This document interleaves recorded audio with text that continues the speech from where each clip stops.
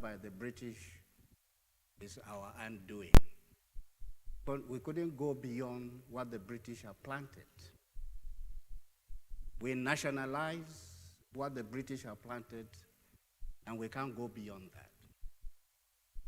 The second thing that the British did is to create governmental structures. I call them the governmental system, the structure that the British have built. Some of them are conflict-generating structures. Injustices have been made to be the pillars of governmental structures. So the values and the structures, the two. And this is what controls the Nigerian political culture and life. Some people go for what I call moral engineering. Their emphasis is on spiritual, moral formation or moral development or moral transformation of Nigerians. If you only stick with the spiritual approach only, you are going nowhere because you have forgotten the other aspect created by God. So moral engineering or moral engineers concentrate on one half of what God has set up. Structural engineers are those who want to transform and develop structures, governmental structures, societal structures, communal structures. And they think that if you concentrate on structural engineering, you will be able to reform and develop Nigerians. You can't do that. You need the two, moral engineering and structural engineering. The two are important.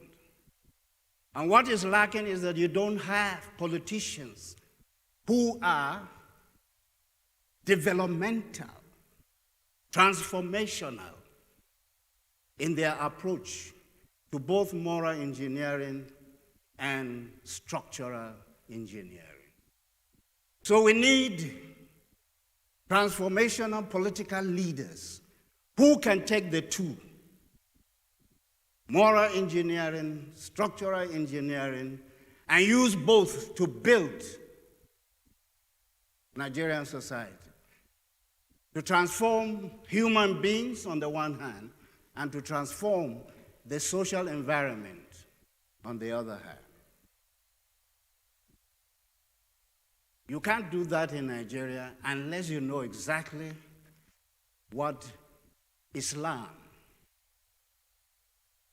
has dug into Nigerian social environment, what the British have done, what Christian missions have done, and what nationalists have done, what politicians have done, and what soldiers have done.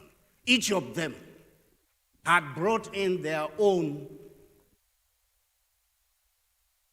aspect of values and structures to build the Nigerian society.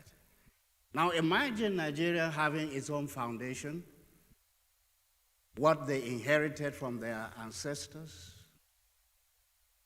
their ethnography, ethnicity, history, and identity, geography, their land, their territories, their boundaries, and their religion and their culture. That's what they inherited from their ancestors. But then, the intruders came. The Muslims came and redefined their ethnicity, their identity, their history, redefined their land, their geography, their territories, their boundaries, their religion, and their culture. Then the British came and built on top. Christian missions came and built on top. The nationalists came and built their own. The politicians built their own.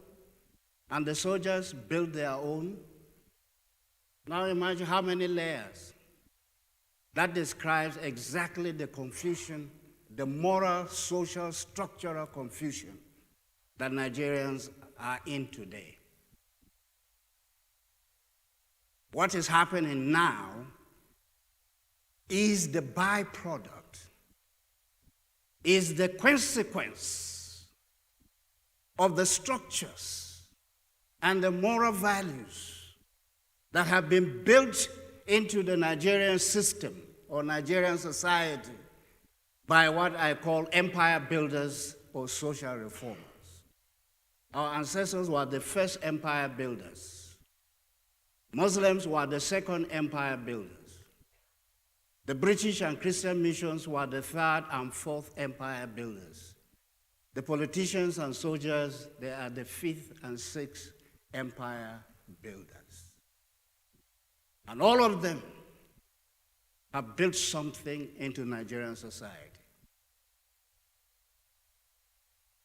Do we know what they have built?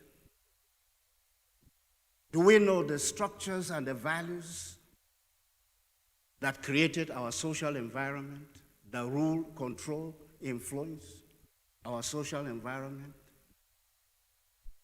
You give birth to Nigerians into a society, into structures that they don't understand.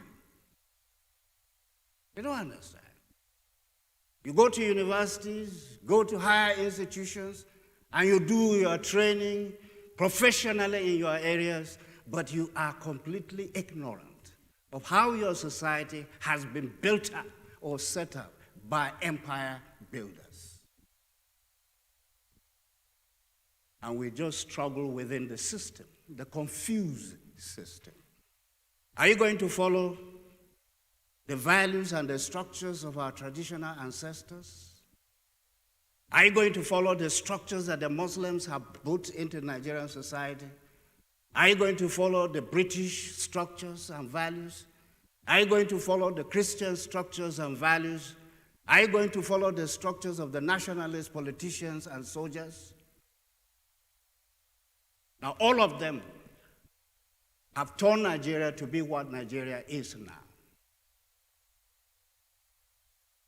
The confusion that we have now is that we do not have political leaders and economic leaders and social leaders and religious leaders and educators who understand the nature, the character, and the character traits of the Nigerian people and society. How can they solve the problem when they can't diagnose what is our problem? So this book gives you the background, what the British used to establish the Nigerian social order. That's one. The second book after that, I decided to pick on Islam, colonialism, and slavery in northern Nigeria. I look at Islam. What role has Islam played in the Nigerian society? What is the nature of Islamic colonialism? Okay? You see, we Nigerians, educated Nigerians, whether we're Christians or Muslims, we have the tendency to castigate the Europeans because of their transatlantic slave trade. I was doing the research on Islamic impact on Africa. I made materials that caused me to shudder and to know the reason why educated people, when they discover it, they shut it up because they will not want to to reveal it. The slaves that were carted from the Middle Belt, some that were carried through the Atlantic slave trade to the Caribbean, to the Americas, to Europe. At least today we can trace them. The blacks in the Caribbean, in America, in Europe, we can trace them. Some of our ancestors were carried into the Middle East through the trans-Saharan slave trade, and they are lost forever. When they got there, they turned them into eunuchs so that you can only have one generation to live. That's what happened. In one conference, I had to ask, I said, our Muslim colleagues, you accuse Europeans of transatlantic slave trade, but you have never done self-criticism of the Africans that you enslave and carry them into the Middle East and destroy them completely. What happened? Where are they? So this one gives you an idea what Islam is in West Africa, in Nigeria. Many of us think that we understand Islam. You don't understand Islam through radio. You don't understand Islam through papers, newspapers, television, and so on and so forth. You don't. You don't understand Islam by going to study Islam in the universities. Because what you have in the universities and some seminaries is what I call apologetic Islam. You remove the rough edges of what the religion is and smoothen it and think that you know what Islam is. No, you don't. We don't.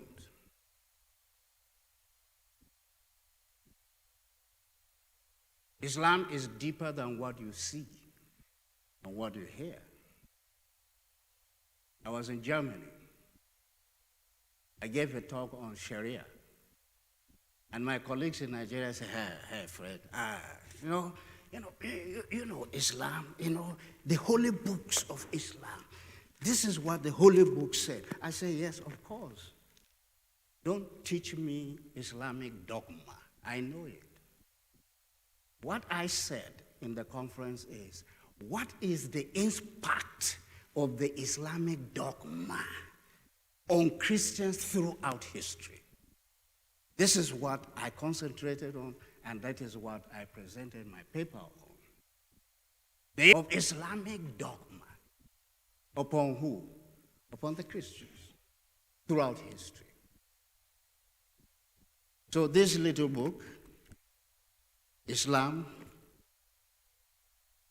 Tainted Legacy, Islam, Colonialism, and Slavery in northern Nigeria. Some of us think that today we are no longer slaves. Let me tell you, you are indeed a slave. The structures, the values that were used to build the Nigerian society, Nigerian government, they are the things that enslave you. Structures and the values. They are the things that enslave you. Tell me, which Middle Belter is a first-class citizen in Nigeria? Which one? Which Middle Belter is a first-class citizen? He is treated as first-class citizen. He is honored as first-class citizen.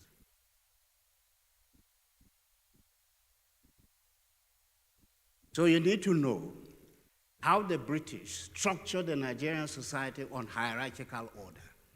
First, the British, the superhuman beings. Under them, the Teutonic races of the European society, the Germans and the others. And under them, the light-skinned Arabs. And then under the Arabs, the Fulani. And then under the Fulani, the Hausa.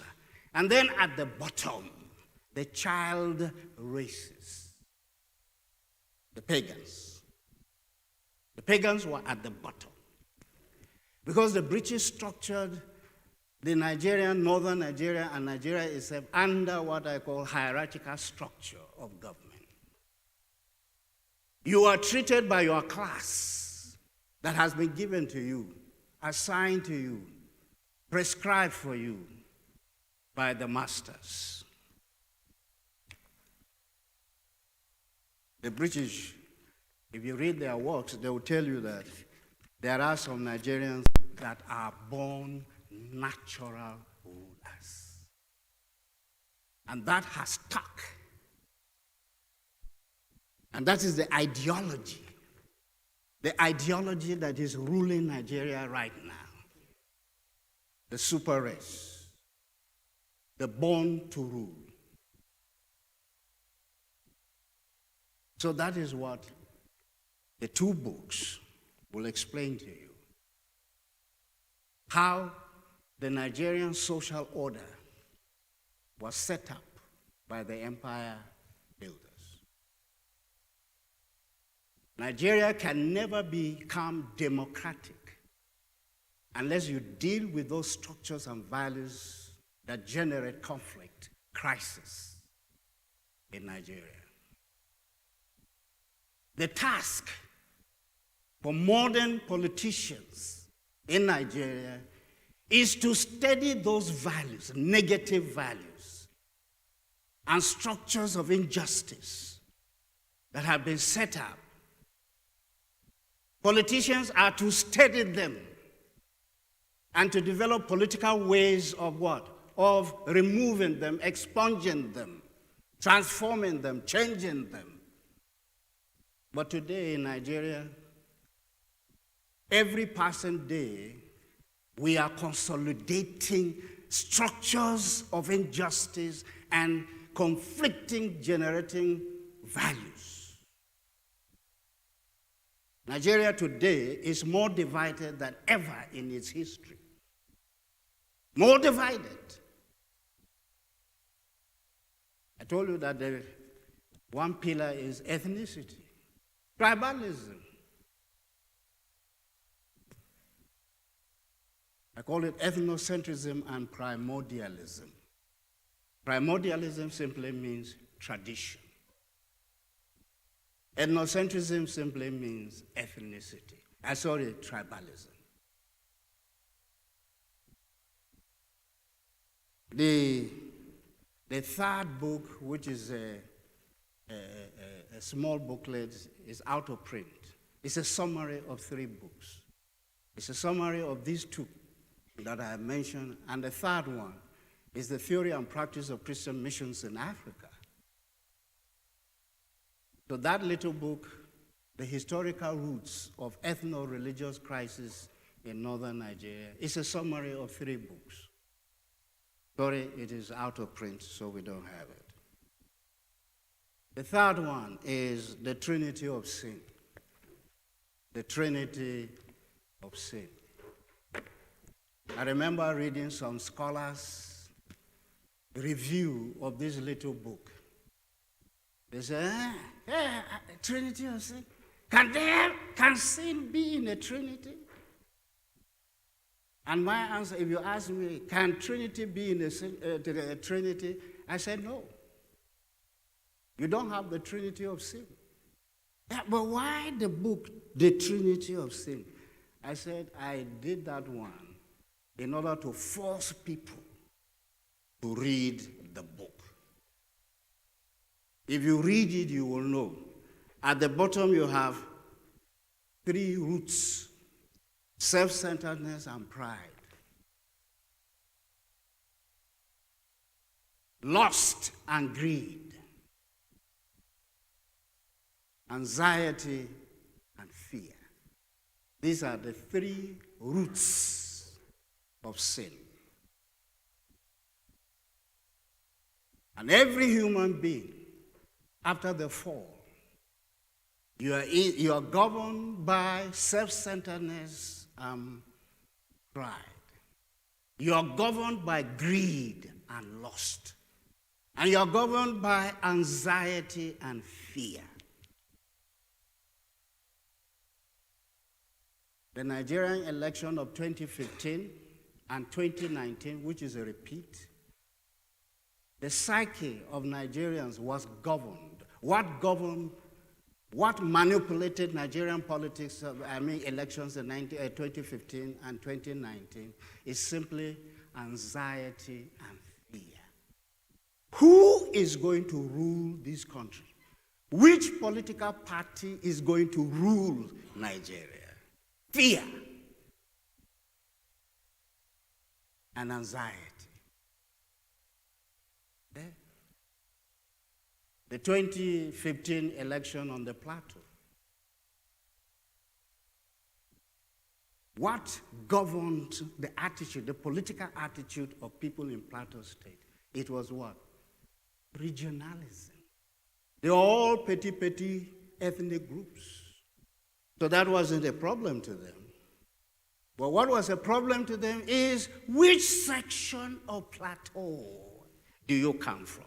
So they voted on the basis of the pillar of regionalism or sectionalism. It depends on which part of Plateau you came from. That determines how you voted, mainly.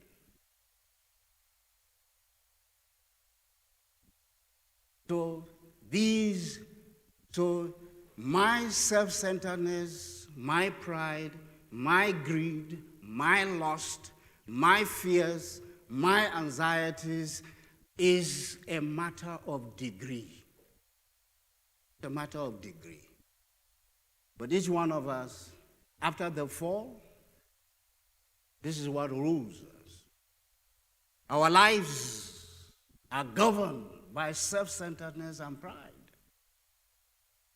by greed and lust, by anxiety and fears.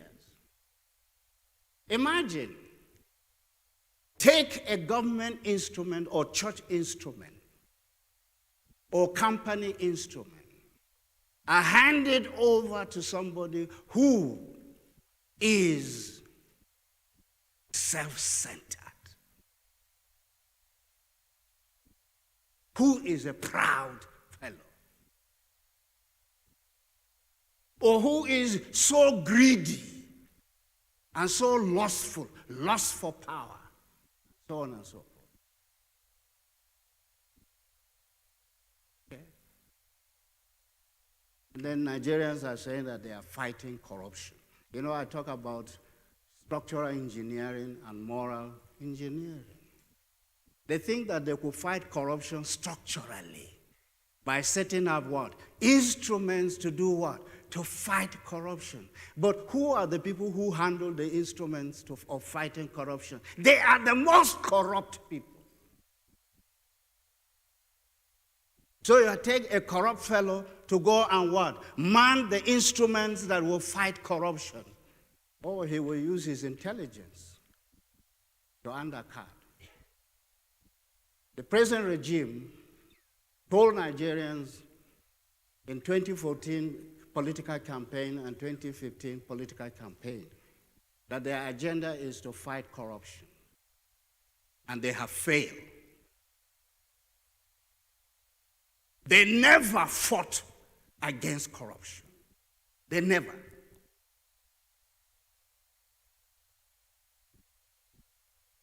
Nigeria now is more corrupt than ever. Why? Nepotism is the highest level of corruption you can find in any country. When officers, the operators of the government machineries, are nepotistic, everything will be corrupted.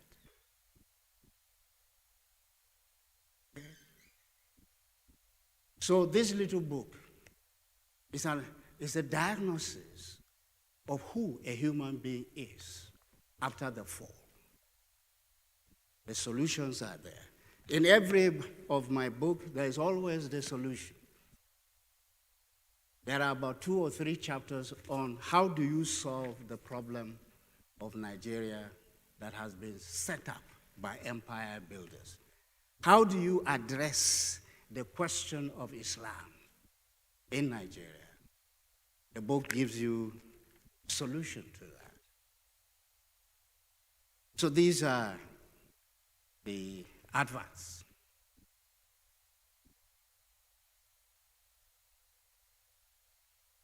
And the adverts is not something that you put on social media. Okay?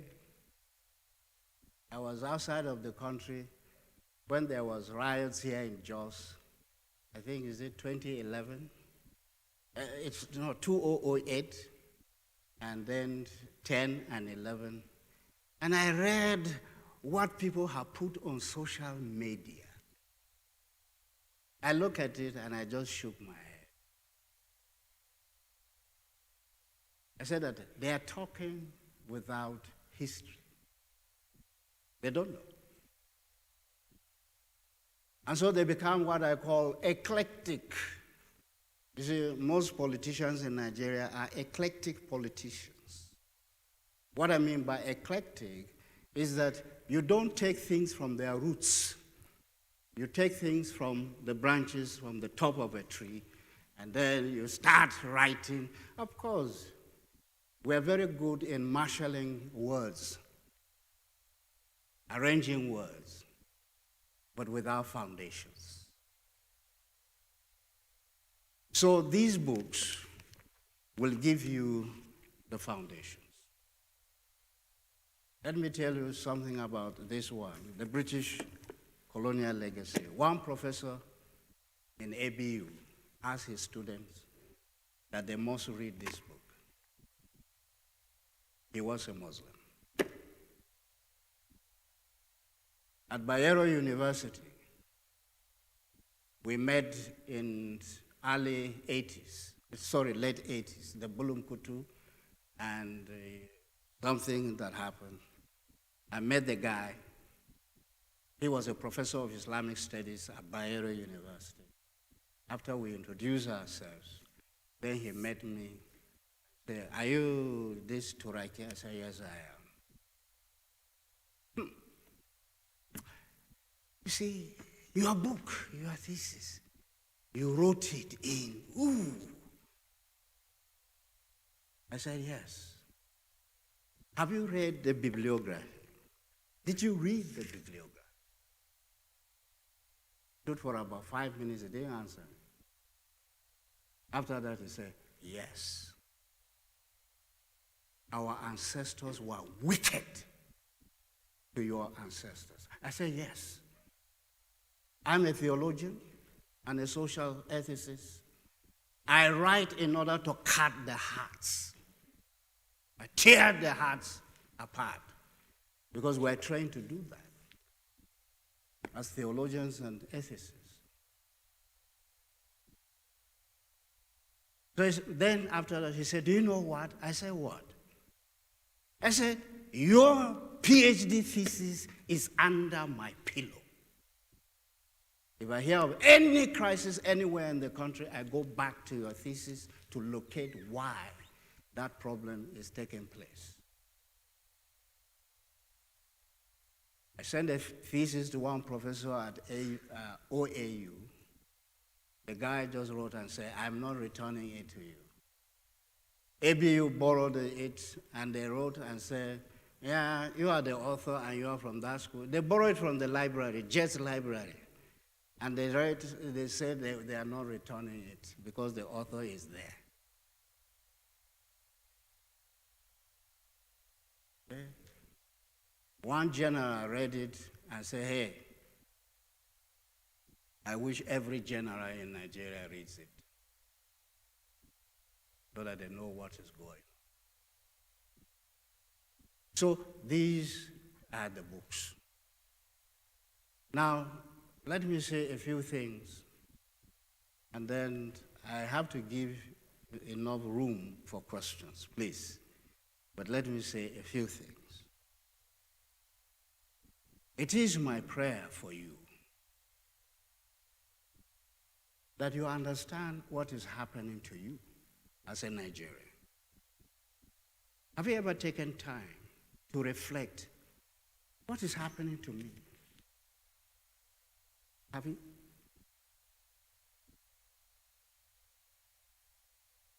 Have you ever taken time to reflect what is happening to my people? What is happening to them? Look at our villages. Look at our villages. Our uncles, our brothers, our nieces, our nephews, and all in the villages. What future do they have in the villages?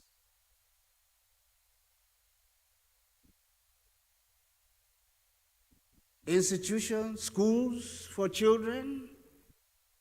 What are they learning in such schools? The health clinics in the local government areas. What is really happening? And the worst thing is that the local governments are dead. A local government cannot make a contract for anything now. Can't do anything. So the rural people, they are our people. What is happening to them? Have you ever thought about that? What is happening to your land? The Middle Belters, the way the British, if you read this, you will know exactly what the British have done to us. They took our land in order that our land will serve the Anglo-Muslim rule. So the emirs, they have the land. And we, the indigenous, the aborigines, our land is taken from us.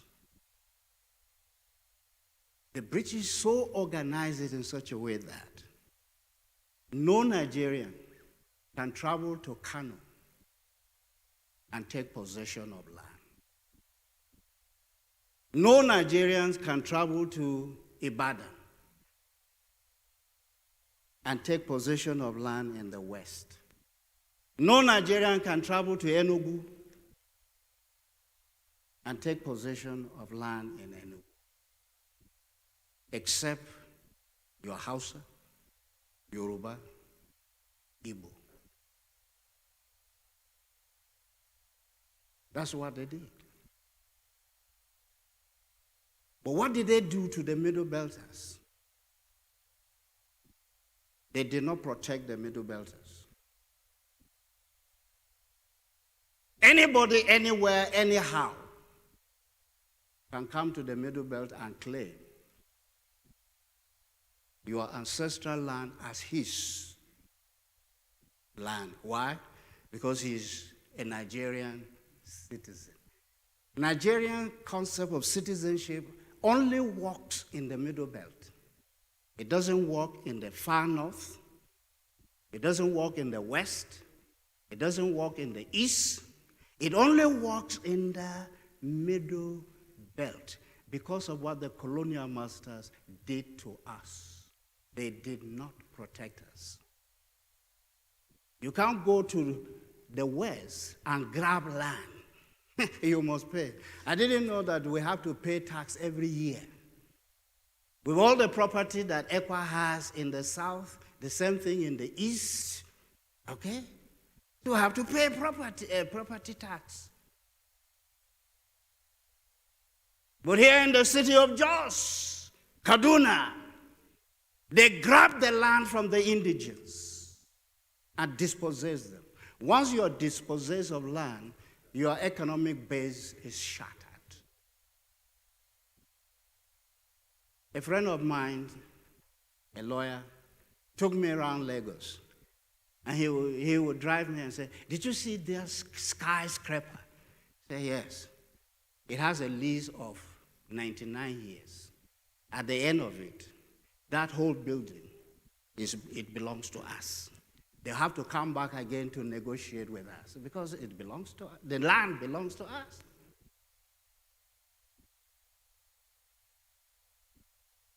So the companies, you find Lagosians, they are not working, they are not doing any other thing, but they are stinking rich because the companies paid them annual fees. They don't pay to government, they pay to the communities. This is what is happening.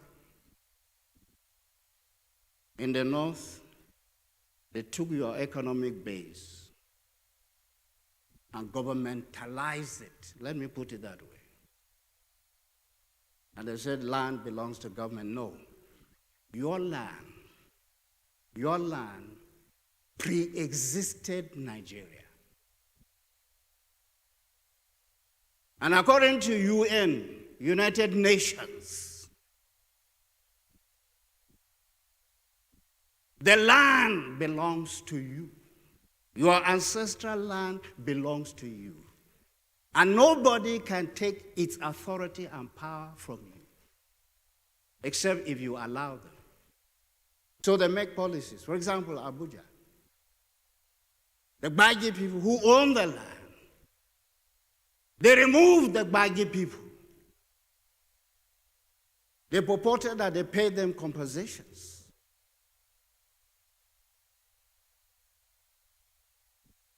And then they sold the land to themselves. Before you get a piece of land in Abuja, you have to come out with how many hundreds of thousands of naira? Millions. Some places, billions. They squeeze out the Gbagi, the indigents, the owners, the landowners, and took their land, grabbed their land, and chased them out. A friend of mine was working with Plateau State, Plateau Benue. Plateau State and Nasarawa at that time. No, Plateau Benue. He said, I'm going back to FCT, because he came from FCT. I said, why? Why are you leaving Jos to go back to Abuja? I said, I'm going back in order to protect my people. They have chased my people out and brought Nigerians into my ancestral land. What type of discrimination is this? They chase us out and bring in who? Nigerians, who have no claim of ancestral links to the land. This is injustice.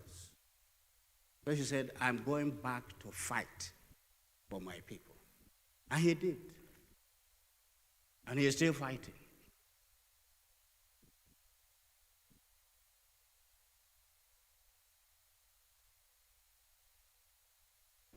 Let me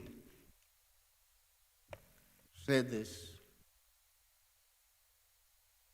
Some of us hear the word North, Northern Nigeria. You know, when I listen to some of these pontifical people, that is people who are high up, and they speak pontifically, and they talk about North, more arewa. Every time, we Northerners. But you have not dissected that word. I call it Northism, which has become two things. Northism is ideology. Get middle belters who are sold into that ideology. Let me tell you, their orientation is out of the middle belt.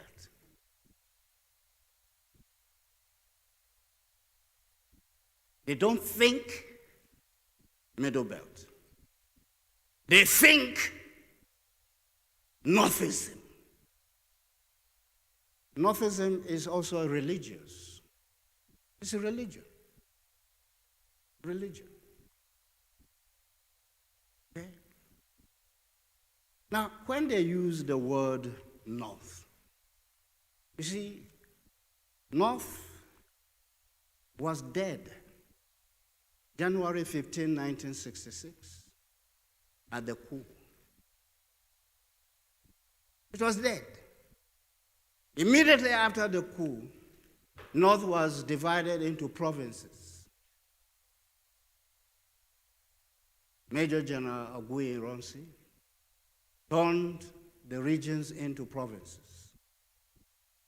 1967, General Gowon divided Nigeria into 12 states, 6 in the north. The north is dead. Now, why are they talking about northism? Why are they talking about northerners? Now, if you want to know whether you are a northerner or you are not, these are the indices. Who is killing you in the Middle Belt? Is it an Igbo? Is it a Yoruba? Is who? A northerner.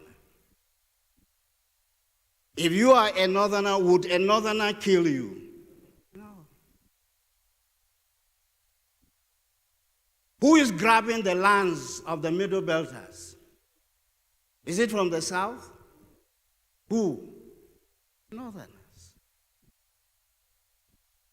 They have chased villages, places, displaced them. See what the havoc that Boko Haram has done in the northeast.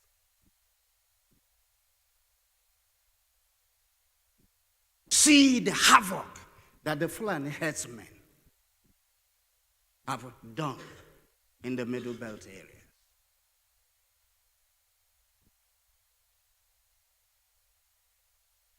And when they talk of north, more arewa, bazamu yedda da one number. We will not agree. Let me tell you the secret. North means two things. One, landmass. I'll show you the landmass.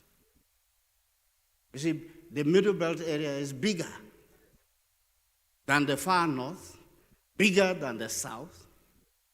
They have what? Land mass. So when they talk of north, they are talking about the land mass. They want to keep and maintain the land mass of the Middle Belt. For what purpose? In order to use it as a political bargain with Southerners. So when they meet with Southerners, they say what? Our land mass is more than half of Nigeria. But they are using your land mass.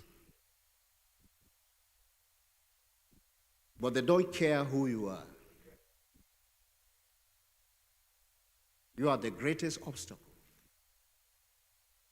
That's why they have to eliminate you one by one, so that they can possess the land. Land, north, the second thing, north means population. So that when they meet with southern politicians, they will use it as a bargaining chip, political bargaining chip. Population. Whose population are they using? Your population. And yet they don't like you. And they're using your population.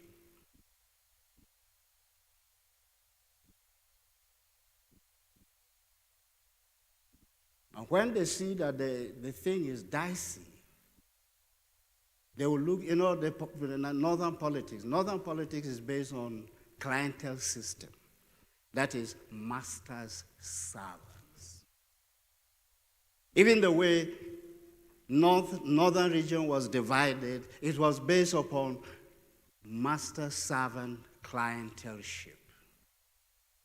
The line drawn from Niger Republic perpendicularly went all the way down to Kwara Pass to Western region. So they attach slaves to the masters, and Sokoto became the capital of Northwest. From Niger Republic again, they drew the line all the way until Cross River and attached the slaves to the masters and made Maiduguri the headquarters.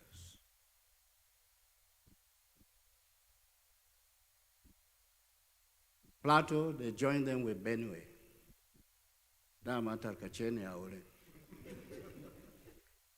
Kano, because it is a commercial distance, just leave them. Atajire, Abosawari. North Central, they say, okay, let's join Katsina and Zazo. And they attach Southern Kaduna to them as slaves.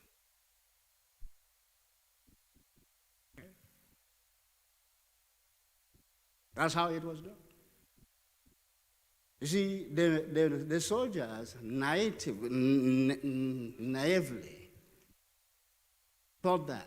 You see, they used the political philosophy of national integration, nation building and national integration. Theories propounded by Professor Huntington, Professor Apter, and many other political scientists, nation building and national integration. Why don't you put Muslims and Christians, put them together so that they learn how to live with one another? And that was what was sold to the soldiers. Hey, how do you join clay and iron? It's impossible. So did it work out? No, it didn't work out. Why? Because their roots are ethnicity, religion, and sectionalism originality. Yes. These three pillars did not allow them to cement. They didn't come together. They didn't. They couldn't.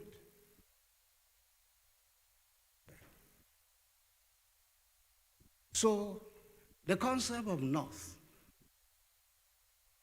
when I hear people talking about that, you see, clientelism, the way clientelism works in the North is that in the far North, you have the masters. That's how the British arranged it anyway. Okay, you have the masters. And then in the Middle Belt, you have what? The servants, the slaves. And so masters will look for what? Slaves in the Middle East, the servants in the Middle Belt, sorry. And then a servant will have a master over there. And if he doesn't have money to do politics, he now looks to his master over there, and they'll give him money, and he'll come and campaign, and he will win. And when he wins election, who dictates what he does in the office? The masters. Clientelism. Master-servant. It is a political culture of northern Nigeria.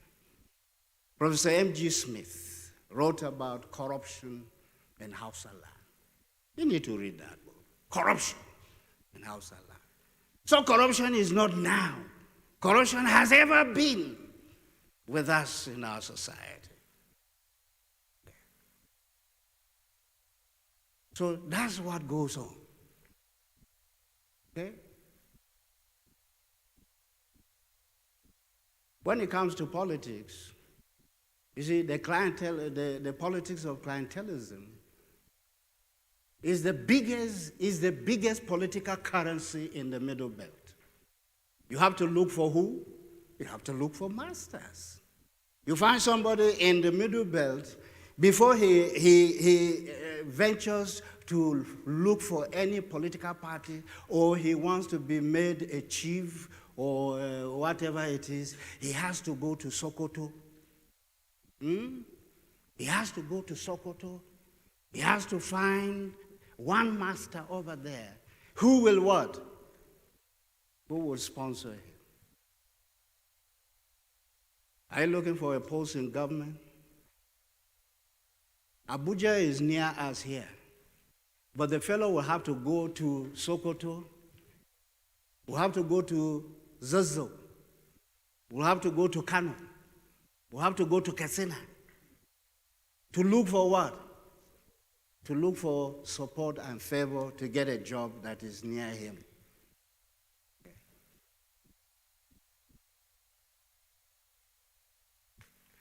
Now, the question is, do Middle Belters understand siyasa? politics. Do they? The answer is no. They don't. No matter how educated they are, that's the biggest problem.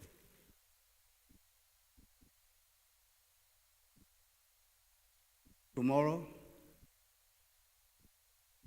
we will continue and we'll have enough time for questions and answers. But before I close, let me have one or two questions so that we don't leave like that. Okay? Now, some of you are asking, what are the solutions? The solutions are in my book.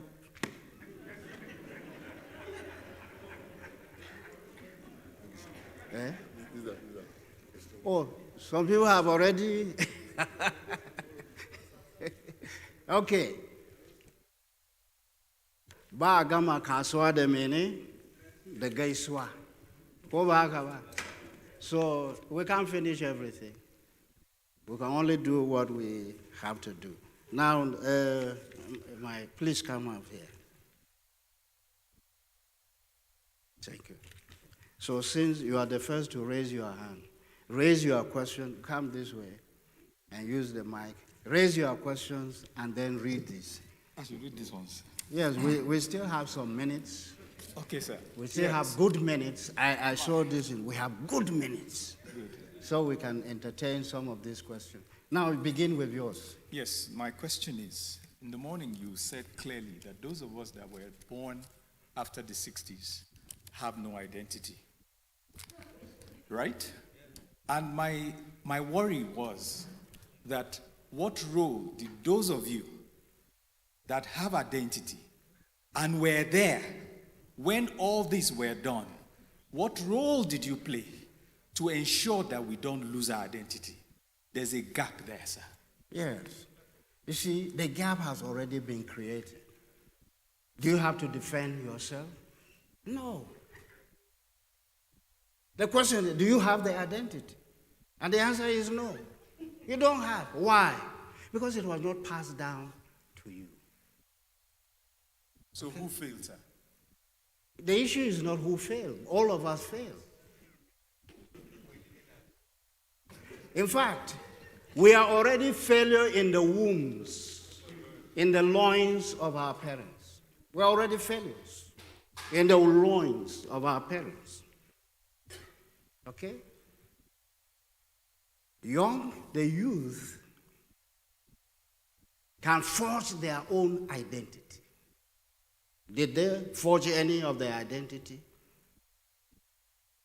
Did they critique their parents? They didn't. Are they educated?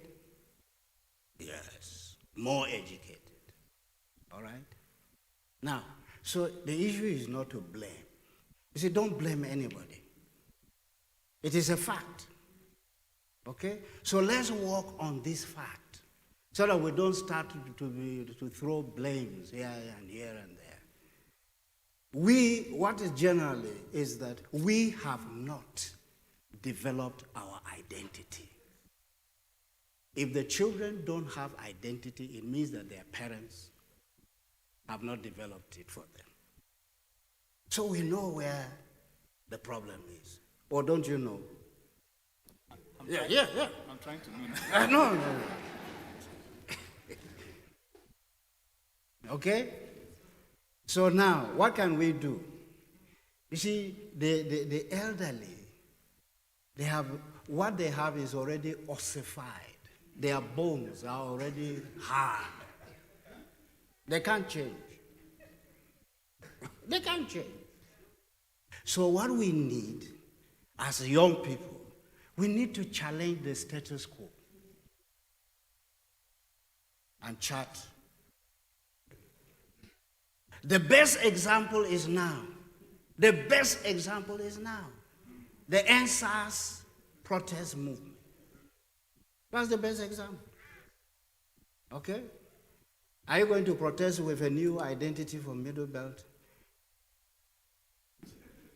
I would like to see the clothes. I would like to see whatever you are creating for the Middle Belt. It's not a problem for you wake up one day and you find all the youth in the Middle Belt have uniform Middle Belt, front and back. I'm not ashamed to be a Middle Belt. Your parents can't do it because they will be checked out of government. They will be checked out of the market. But you can do it. Okay? Thank you for your question. All right, now read. Okay, the first question here is that, sir, Catholic Church did a lot in the Southeast after Civil War. In your opinion, what can ECWA begin to do to salvage the Middle Belt situation? Now, thank you very much. By 1900, there were no Christians in the Middle Belt. 1900. By 1932, Christians were less than half million. That is, if 500,000 is 500,000, by 1932, Christians were less than 250,000 in the north. By 1952, they have gone all the way to about 28 million people. Okay? What happened? The pioneering missionaries, CMS, Anglican, SIM, ECWA, SUM, Cochrane and others, EYN, Ecclesia Yanwa, that is the Church of the Brethren Mission. You can either use Church of the Brethren Mission or Church of the Brethren CBO. It's either CBN or CBO. Okay? Now, what did these people do? I was in the archives, SIM archives. I said, I was doing a research on the colonial policies, colonial administrative practices, and colonial attitudes towards both Muslims and Christians, and non-Muslims, let me put it this way. So I went to SIM. I said, what is the connection between missions and colonial masters? One day, 6 p.m., after finishing, I'll go into the basement, and then 6 a.m., I come out. SIM had about 115 mission stations. I had to read what the missionaries did in Nigeria in their archives. One day I broke down and I wept. The colonial masters, through Anglo-Muslim rule, exacted heavy taxes, forced labor. They didn't provide education, medical work for our people. And here the missionaries have provided education, medical work, literature work, and some measure of human development. That's why I wept. I wept because I found out that at that time, nationalism, so they say, missionary go home. And some who were fed by missions, today they turn against missions. That is why I wept. Okay? So these missionaries, the most powerful tool that brought about massive evangelism, because northern Nigeria at that time, between 1950 and 1960, is the fastest growing mission field in the whole world because of the pioneering work of missions in education, medical work, and literature work. They led the government, okay? And that's what they did. So education is, education is the most powerful tool If you want to change a society, it is education that you will use. What have they done? They have destroyed the educational system so that your children will be the most ignorant. And you see, the system that they have set up, if you are less educated, that is what they want, so that they can rule over you. What is the other one? And then we close. Fast time is just. The other one says, how can the church in Nigeria come up with a strategy for being impactful in the country? Let me just say, I don't see how the church can do it. The reason is because the church leaders are so divided. So divided.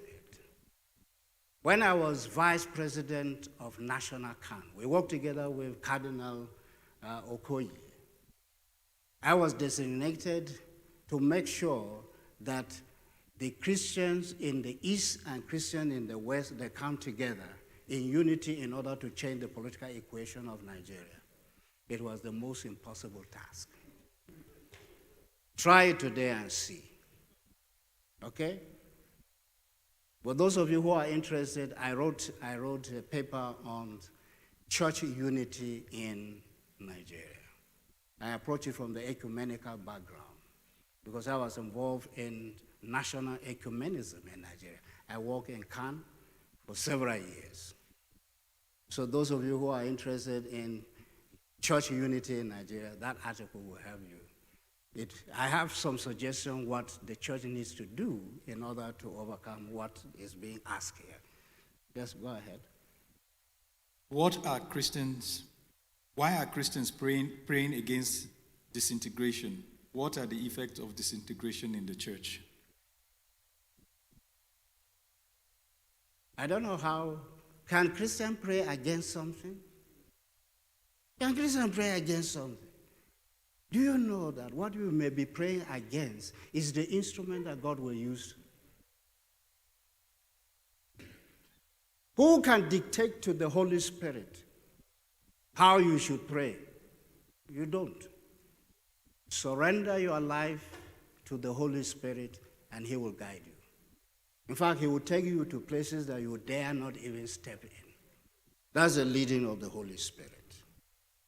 So Christians should totally rely on the leading and the guidance of the Holy Spirit and not to project their self-interest. Say, I'm praying against this. For example, somebody say, this election in America, what happens? I say, what happens? I say, yes. I say, what? Say, should Trump lose? What else? I say, is that your problem? I say, it's not your problem. It's the problem of God. Whoever comes in is an instrument in the hands of God. Whether he is a good person or the most wicked man on earth, God is going to use. Before God, there is nothing bad. God turns every bad situation into the best for human being. So that's what God is. Yeah, this one is two in one. What is sustaining this slavery system against the Middle Belt? Is the slave master's determination to die for their cause a sustaining factor? Is the unwillingness of the Middle Belters not to fight or talk more of die to be free of promoting it? Is it a hopeless situation? No, it isn't. The only instrument that we have right now is the political instrument, democracy. And it's the best instrument that God has given us. But our people don't know how to use it. That's what I can say. They don't know how to use the political instrument. It's there. Eh? People on the plateau, people in Benue, God has given them the opportunity to restructure their state the way they want it. But they allow other people to dictate to them. Why? Because they don't know how to use the political instrument. You know, most of the coups that was in those days, most of the coup plotters came from the Middle Belt. And when they succeed, you see, they will be carrying political power, governmental power on their heads. And those who didn't know how to get it, they look at it and then they say, hey, let's get this thing from them. And after a while, they take it. They control education. Who control education? Christians in the north. We control many things in the north. Everything first, Christian. We had political power. Our young men were in the army. They're everywhere, generous. But what did they do? What did they do? They were tricked. And they created systems, political systems that tie us down. Okay? So thank you very much. Thank you, my elder. Thank you. Ben, can you come and summarize and close? So it is Ben now that is holding us back.